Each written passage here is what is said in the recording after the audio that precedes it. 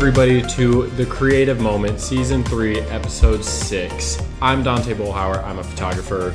Jamie Bullhauer. I'm a writer. And the weather is nicer, so it's another round of jerseys coming at you for the next foreseeable podcast future. This is The Creative Moment where we talk all things creativity. And today, we are talking about organization. So, with that, let's crack them open. Oh, yeah. The first part's so good. Not organized. Organization, whether it be files, whether it be notebooks, papers, submitting things, to just all things that suck to do in this kind of field. That's kind of what we're talking about today. So, but important. If you do it right at the beginning of your career, you probably will not be in the situation that I'm in, and so I'm going to be the not. I'm on the upside now. Yeah. I do a pretty good job. But you have some different hurdles. Yes. Like you have, and I've ran into several costly mistakes through that. So let's go ahead and let's start. Let's start organization and why it's important. Again, if you're starting out in your career, getting organized, thinking about where you're going to store things, how you're going to keep track of, in my case, for writing what's published, what isn't, what's on the blog, because that was one that I didn't know about in regards to literary magazines and stuff. Even if you post on Facebook, it's considered published, and they don't want it. Like they, because they want first rights, which I understand. But after getting back into chasing this dream and stuff, it's like I learned a lot, and then I'm actually kind of a mess. I'm still trying to figure out how to organize all my writing, and if you're at the beginning of your career, because Dante will talk about graphics and photos and stuff, but I think in your world also for art and things, it's a really interesting aspect of that I wish I would have done better earlier in my career. Yeah, one of the first things I learned from a creative was how not to be organized. And I immediately knew I do not want to do what they are doing, how they run the show. And so, sitting a little bit off camera, I have like 7 hard drives sitting on a coffee table. And I'm currently in the process. I just bought a new huge one that can house a whole lot of stuff. So I don't have to separate it as much through different drives. But organization was one of the first things that I really knew that I had to be good at and sound with, especially with having your own business. Like, if someone can't find their photos anymore, I have to know exactly where to get them. If someone needs an invoice, I need a template for that. I need a place to store those where I know all of them can be, so I can number them correctly, so I can date them, all that sort of thing. And so within my drives is folder after folder after folder after folder after folder, all the way down to like the microscopic level of stuff. And it's interesting with digital pieces of work because there's a lot of different theories on it, whether it's cloud-based storage or external storage or both. A lot of people say double back up your files. I don't, and it cost me over $2,500 one time making that mistake, and I didn't learn from it because I still don't do that. So, whatever. But it's definitely a huge thing just in terms of even mentally, like the empty desk or whatever it is. The more organized your desk is, the more like productive you are. The more like you have a clean room, clean desk. You just are more productive, I think. I don't know if that's science, but that's definitely how I work. And so that was something that I learned very early on. I need to be sound with this because if I can't find Like if someone needs a photo from 2 years ago of this athlete and I have no clue where that even is, yeah, it's going to be that much more of a waste headache. time. You'd waste hours, time. probably. So it's one of those cases. Organization is one of the aspects of doing a little bit of extra work at the beginning and dealing with stuff so that when the moment comes, you are not stressed. You can find files. You can get a reprint. Different aspects like that. But at the time, and it is a little bit boring. Very boring. At the moment right now, one of the better things I am doing with my digital ones is I have the folder hierarchy also, and the problem is in my world, and I don't know if you have this option, because I have an unpublished. So for each year, I start a new folder. This is the poems I've written. I have one for anything that I've written on Twitter, things like that. But I submit a lot of my work to magazines and online publisher, and stuff. And so until they get accepted, though, they're technically still unpublished, and then I got to move them and do a couple of things like that. I do use Submittable online. It keeps track of a lot of the rejection emails. Sad moment there. But Just gonna take a drink. just take a drink. With that, but my blogs and my books. So then you throw in my collections, and then I gotta know where this one. And so to a degree, still, my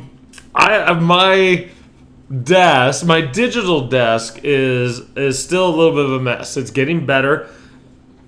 Problem is going back and getting to some of the very first things and getting those organized. That's the hard part, because that's a lot of extra time I have to deal with, and actually sometimes go find paper copies. So do you actually even have any prints? Do you like? I have prints. Like, I very, very rarely have to print out an invoice or print work. And when I do, I usually try and get it shipped out pretty quick, because it just takes up space and it just gives me a headache every time I look at it. Like today, I shipped out yard signs and photos and posters for a track team. And so like that physical stuff, I am still working on, because I just haven't done it as much, where I've had to ship like a physical item to a customer.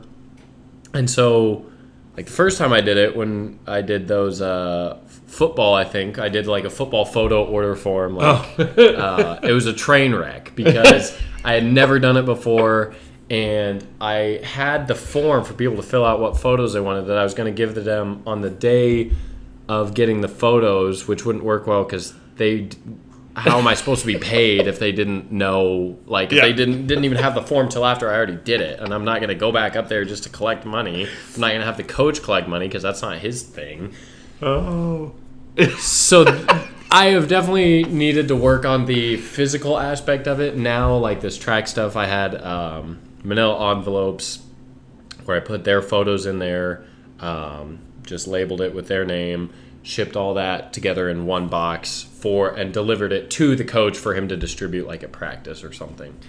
So I've definitely gotten better at kind of the physical stuff. The hardest part organizationally for me is working with kind of the timeline aspect of it, where like I have these yard signs sitting here for like 5 days or whatever, but I need to work on other stuff. But it wouldn't take that long to just go over and get them mailed out. And so, sounds weird, organizing my time is definitely something that is hard for me. And like distributing files onto different drives takes a long time, and it's really tedious. But if I have all of those kind of put together and organized, it makes my day go that much faster, because I know exactly where this project that I'm working on is. I know where this project is. I know what, like, my finished projects go onto this drive. My unfinished ones I'm still working on go onto a portable one so that I can bring it with me. It's an ever learning process, and especially with digital stuff, having to keep it on hard drives. The more I work, the more organized I have to be, because I am going to have more drives, more files, more everything. Yeah. And so I have some physical, like I have notebooks, and as we have a new member of the team. Podcast, so I'll bring her on. So our first guest. She doesn't have much to say, but she has a lot to do. So because I write in notebooks. I've got notebooks everywhere. I got scraps of paper everywhere, and some of that stuff is a challenge for me in organization, because sometimes I don't know which poems I've got put over onto digital yet, or to do, or if I'm still working, and then like it's a jumbled mess. I am still a jumbled mess. Like it's kind of crazy. But what's interesting, or a deeper aspect of organization and dealing with files, and part of the other question for is like, you know what? And because you've had your hard drive crash before, but I've got physical artifacts of my writing. Not every poem is written longhand. Some of it's very digital. Others, but in your organization, have you thought about or thinking of having like an old school photo album of some of the best stuff that you have? Because you already do know that digitally, if something happened, it's gone. Yeah, you will never know that you ever had that stuff. Yeah, so that's a current debacle. So when we went to Minnesota, that waterfall, those photos are currently just a XM something file on a hard drive, because my phone backup thing, I had a whole issue backing up my phone, where I got a new phone, same size, but evidently it stored more data than the size on the old phone. So now all my photos are just one single file on the backup. So I don't have. I mean, I knew you lost able to look at copy of those. I can get them back, obviously, either whether it be just getting a bigger phone or a third-party app. So I can get. I have the ability to get those files, but I do not currently have the files as a workable file. So I have definitely thought about that, and especially with the hard drive crash that had everything I had ever made on it, and I broke it and thought I was toast. I need to do that, but sometimes I'm just so go that I just don't have time to do that. But I definitely want, I would love to have prints all over this apartment. It's a ongoing process that, again, I just haven't gotten around to doing. Because, I do worry, what if I accidentally, when I'm moving folders over from drive to drive, what if I accidentally trash this one, my, Utah stuff, and I didn't transfer it over, and then I delete it, and it's gone for, I would like to make sure I have something physical to at least remember that if I, for whatever reason, did not. And even so, down the road a little bit, within this, this is a little deeper part of the organization aspect, but leaving, so our digital existence, because my Google Drive is almost filled, the free, with writing. That's how much. And those documents don't take up that much space. No, I've got, but it's when I pass away, or when they implode my whole account, and nothing's gonna be there. But I have notebooks of scrap paper, and I've got the real physical artifacts of my writing and stuff is still there. And it's in, like I said, I got that box. I got old school notebooks in it, and I've got notebooks all over the house. And so I can be remembered. But if you hold everything digitally, And yeah, like hard drives have a kind of an expiration. Yeah, where they stop do. working. And yeah, like that's one of the parts where I love printing stuff. Having that physical copy, like that'll be there, barring someone just tosses it away forever, and that your work will be able to be enjoyed for the end of time forever, because it's that physical copy, the book, the photograph, whatever. And that's a huge part of like legacy or whatever. Like you want, like my grandkids, they'll be able to read like your books and stuff. And that's a super cool part where digitally, and especially even with just photography, looking at a photo on a screen is fine, but seeing it like blown up and stuff is a way different experience. Well, and even just in the old like photo albums and stuff, just having that time and sharing those memories and stuff. And even though it's kind of a deep part, I think having some physical aspect of your work it should be part of your organizational plan. Yeah.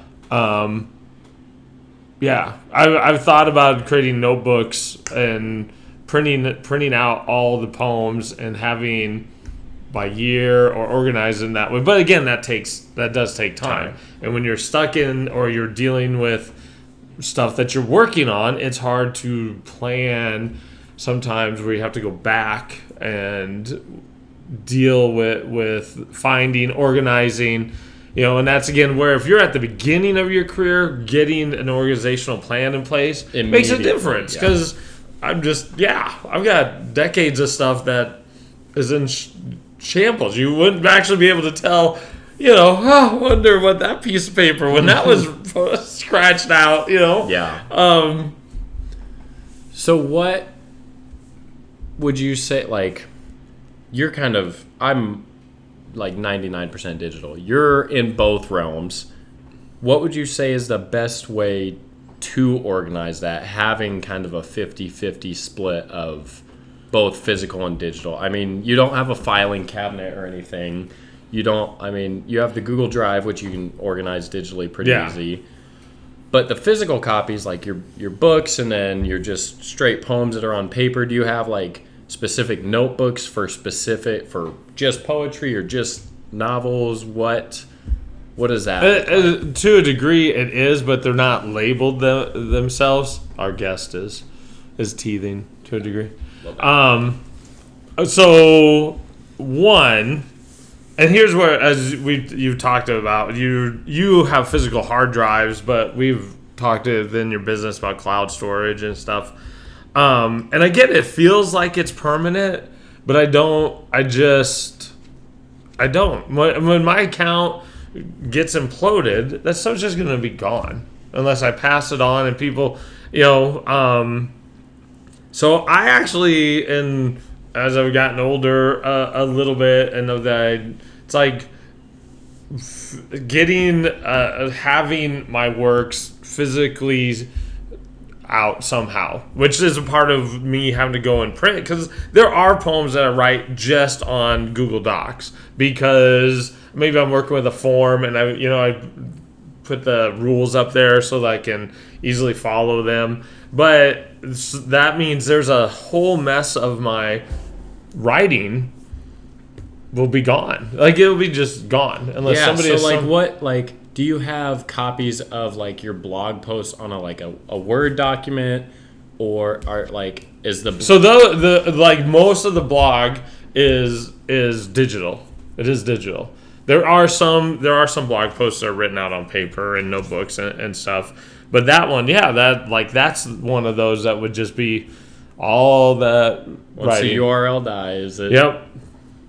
Yeah. And so I think if we've learned anything from this, whether you work in more of a digital field or physical field, you want to at least have physical copies of stuff that you for sure want remembered, or as a keepsake or whatever. You want what you want to be known for. You want that in a physical kind of copy, however that may be. Yeah, because honestly, like the waterfall, like I can't get the back. I can. I know, but I can't view them right now at all. Like that was a big. That just was. When I don't have the RAWs of those either, because I formatted the camera and thought that I had them when I only had just edited them on my phone. So that whole collection of photos is kind of a mess.